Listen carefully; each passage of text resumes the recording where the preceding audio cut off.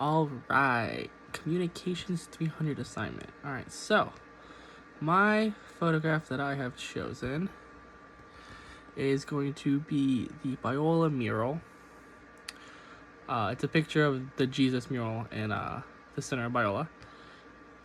And the context behind this mural is a time period where people were arguing whether it should have been restored or not, around 2010 to 2011. And to this I say yes, it should have.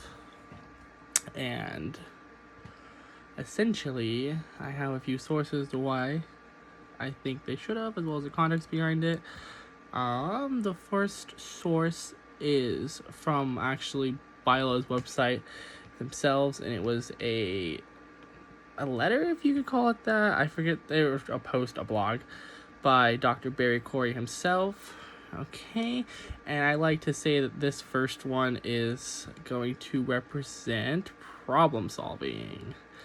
And the reason as to why I included the Biola website as one of my expert sources is because it's coming from the president of Biola himself. That's pretty credible in my opinion. But anyways, my first point is that the mural itself is used as an instrument to bring people together. I mean, it's the center of Biola. People are naturally drawn to the center of things.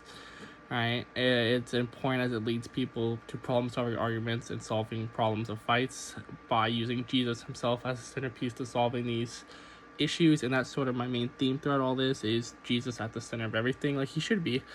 As well as Dr. Barry Corey mentions, the actual artist who he picks was a credited source, and he's done similar Jesus murals before. Another point that this brings up is that the artist himself actually has done a mural in Los Angeles, and this mural is actually a huge deal because it actually solves problems between rival gangs where they can then come to peace under Jesus. So that's pretty cool too. Did not know that until now. And then the way the mural solves problems by acting as a centerpiece to Biola, and just like in the picture, you know, it's located dead center of campus, and it reminds us all how Jesus is the center of our life, as well as from this, we as Christians are always reminded to keep him at the center, and the Bible and God should always be at the center of our lives. So, thank you, Dr. Barry Corey, for giving me one expert source. And then the next one is by a, by a newspaper journal article about biblical stuff, right?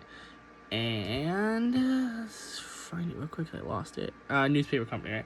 And it emphasizes the publicness of the Jesus mural and how it's been spread around our culture throughout the times of need, fighting, and arguing, and it's always been used to keep us together, at least the people of Biola. But yeah, and my first big point is that Jesus was still the center point of everything, and this issue stretched far into the public, not just Biola. It was just one of many news sites covering like this issue at the time that Biola didn't know if they wanted to restore the mural or keep it the same. Okay, and the picture of the Jesus mural in general has become widespread and synonymous with Biola. If you know Biola, you probably know the mural more than likely. Alright, and then the last thing I wanted to address was the powerfulness of the art that comes from the way the artist has drawn Jesus in our lives. There's a lot of like cool, nifty things about the actual art that he drew.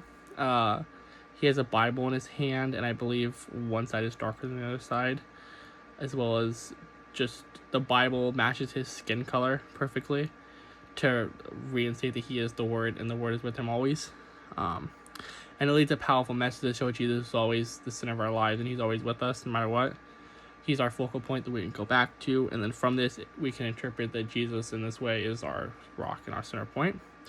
And then they also in the third source, which was an article written by the artist and his team, essentially, about what they were doing, and it had like videos and stuff. It emphasized the olive tree that I think they either replanted or repainted. I wasn't able to tell by the picture, but it had died a while back, and they kind of replaced it. And yeah, so they emphasized how important it was for them to actually replace the olive tree.